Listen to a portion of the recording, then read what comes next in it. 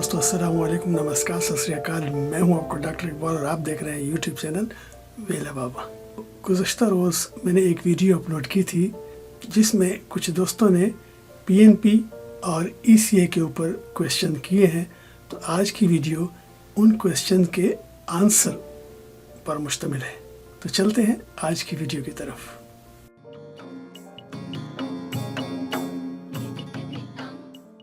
पहला सवाल शामिल करते हैं। इसमें ये है कि क्या ईसीए पीएनपी के लिए ज़रूरी है। दूसरा हिस्सा इस क्वेश्चन का है कि क्या ईसीए के बगैर एक्सप्रेस एंट्री प्रोफाइल क्रिएट किया जा सकता है या नहीं। इन दोनों क्वेश्चन का आंसर है कि ईसीए चाहे पीएनपी हो या आप अपना एक्सप्रेस एंट्री का प्रोफाइल क्रिएट कर रहे हो, ये कंपलसरी है। आपके जो फैमिली मेम्बर्स हैं उनके लिए ये ज़रूरी नहीं है। ताहम आप स्पाउस की एजुकेशन को ईसीए करवा सकते हैं क्योंकि उसके पॉइंट्स आपको मिल सकते हैं।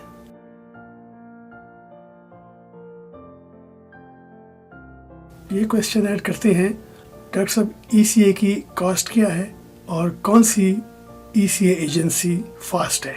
दोस्तों आपको पता है कि 7 डेजिग्नेटेड एजेंसीज हैं और इन 7 की जो ईसीए की फ़ीस है वो डिफ़र करती है, लेकिन an average 200 Canadian dollar fees है। इसके अलावा आपने HST और डिलीवरी चार्जेस पेमेंट करने हैं। अगर आप कनाडा अमेरिका में हैं तो डिफरेंट है, और अगर आप ईसीए रिपोर्ट इंटरनेशनली डिलीवरी चाहिए तो उसके लिए मुख्तलिफ है। अब ये कि कौन सी एजेंसी फास्ट है, आजकल चूँकि कोविड-19 का इशू है इसकी वजह से डिले हो रहे हैं। ताहम इन एजेंसी की वेबसाइट के मुताबिक जो प्रोसेसिंग टाइम है वो मैं आपके साथ शेयर कर रहा हूँ, और इन तमाम एजेंसी में जो फास्ट है जिसका प्रोसेसिंग टाइम कम है वो है वेस, वर्ल्ड एजुकेशन सर्विसेज। बाकियों की जो डिटेल है जो इनकी वेबसाइट पे मौजूद है वो मैं आपके साथ ये शेयर कर रहा हूँ।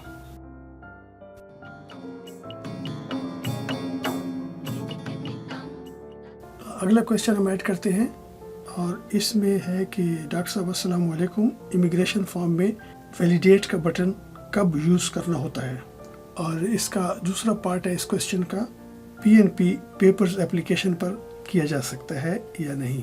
तो दोस्तों आजकल बहुत से पीडीएफ फॉर्म हैं जो कि ऑनलाइन फिल करते हैं, और हमारी आसानी के लिए होता है कि अगर आपका फॉर्म अधूरा रह गया है तो आप उसको सेव कर सकते हैं।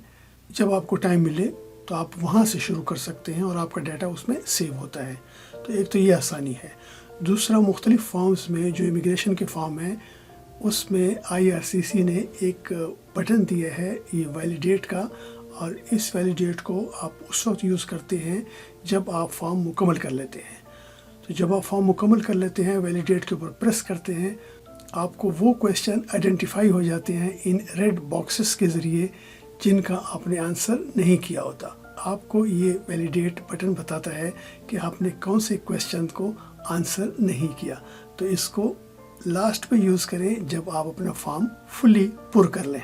पीएनपी के लिए आप पेपर एप्लीकेशन दे सकते हैं।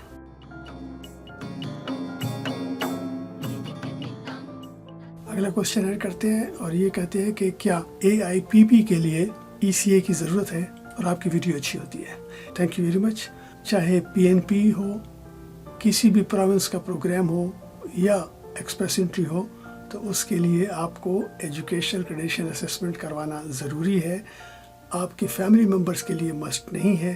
ताहम अगर आपको CRS में पॉइंट्स बढ़ाने हैं तो अपने स्पाउस का आप ईसीए करवा सकते हैं।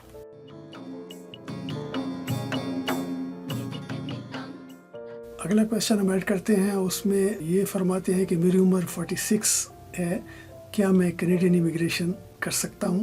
तो जनाब ये तो आपके कैनेडियन इमिग्रेशन के पैशन पे डिपेंड करता है।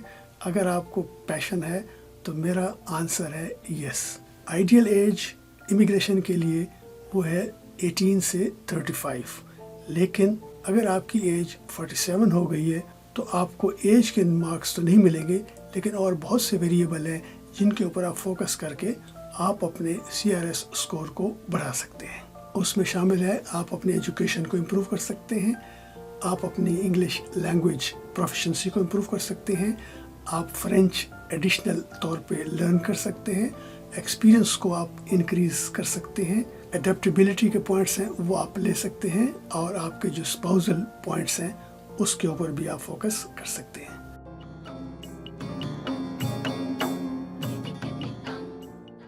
یہ اگلا کویشچن ہم ایڈ کرتے ہیں. اس میں یہ پوچھتے ہیں کہ ڈاکٹر صاحب کون سا PNP آسان ہے؟ اسٹیٹسٹکس کے مطابق جو انٹیریو ہے یہ کینیڈا کا سب سے بڑا پروونس ہے. اس میں کافی لوگ رہتے ہیں اور یہاں کا جو سسٹم ہے وہ اچھے خاصے ڈیولپ ہیں. یہاں پہ آپ کے پاس برائٹ اپرچونیٹیز ہیں تو اس کو آپ پریفر کر سکتے ہیں. اس کے علاوہ دوسرے نمبر پہ سسکیچوین ہے, وہ بھی ایکولی گڈ ہے. تو یہ 2 پروونس ہیں, انٹیریو اور سسکیچوین, آپ کے لیے ریلیٹیولی آسان ہوگا.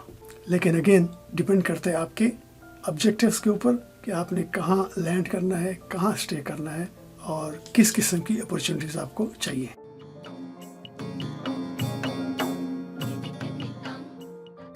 یہ آخر میں کویشچن ہم ایڈ کرتے ہیں اور یہ فرماتے ہیں کہ جناب مجھے یہ بتائیں کہ ITA اور EOI میں کیا فرق ہے, میں اس میں کنفیوز رہتا ہوں. جناب ITA کا مطلب ہوتا ہے invitation to apply for permanent resident. یہ جب آپ ایکسپریس انٹری کے ڈرا میں کامیاب ہو جاتے ہیں, سلیکٹ ہو جاتے ہیں, تو کینیڈین امیگریشن کا ڈپارٹمنٹ جس کو IRCC کہتے ہیں وہ آپ کو ITA بھیجتا ہے اور اس کی بیس کے اوپر آپ نے پرماننٹ ریزیڈنسی کے لیے اپلائی کرنا ہوتا ہے, جس میں آپ نے تمام ریکوائرڈ ڈاکومنٹ چیک لسٹ کے مطابق بھیجنے ہوتے ہیں. جبکہ دوسری طرف EOI کا مطلب ہے ایکسپریشن آف انٹرسٹ. یہ آپ دیتے ہیں کہ آپ اپنا انٹرسٹ شو کرتے ہیں کسی بھی پروونشل نامنی پروگرام میں کہ میں آپ کے پروونس کے PNP میں انٹرسٹڈ ہوں, تو آپ ایک EOI کے پول آف کینڈیڈیٹس میں چلے جاتے ہیں, پھر آپ کی وہاں پہ سلیکشن ہوتی ہے.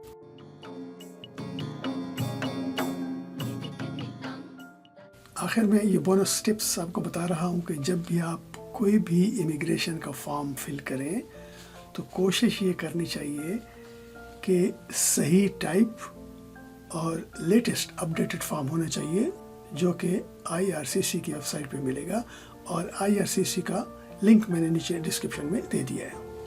اس کے ساتھ جو بھی فارم وہ فل کر رہے ہیں کسی بھی لائن کو, کسی بھی کویشچن کو اسکپ نہیں کرنا. اگر آپ سمجھتے ہیں کہ یہ کویشچن آپ کے اوپر اپلیکیبل نہیں ہے تو اس کے اوپر ناٹ اپلیکیبل ضرور لکھنا ہے.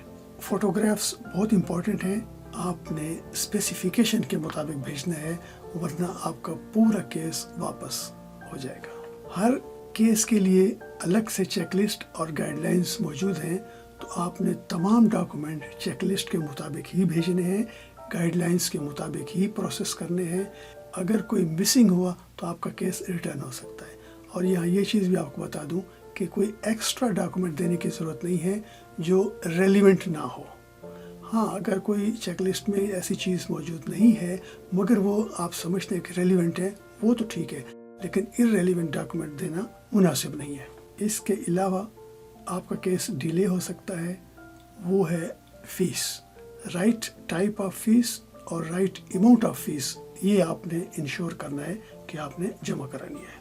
اور last but not the least is کہ آپ جو فارم فل کر لیں اس کے اوپر سگنیچر اور ڈیٹ ضرور آپ نے ڈالنی ہے, کیونکہ یہ اکثر ہمارے دوست یہ بھول جاتے ہیں. اور جب یہ سب کمپلیٹ ہو جائے لفافے میں ڈال لیں, اس کے اوپر جو ایڈریس ہے اس کو آپ نے انشور کرنا ہے کہ وہ ایڈریس کمپلیٹ ہے, اس میں پراپر پوسٹل کوڈ یہ بھی انشور کریں کہ وہ صحیح ہے. تو دوستو اس کے ساتھ کرتے ہیں اس ویڈیو کا اختتام. ملتے ہیں ایک اگلی ویڈیو میں. اپنا رکھیے گا خیال. مجھے دیں اجازت. اللہ حافظ.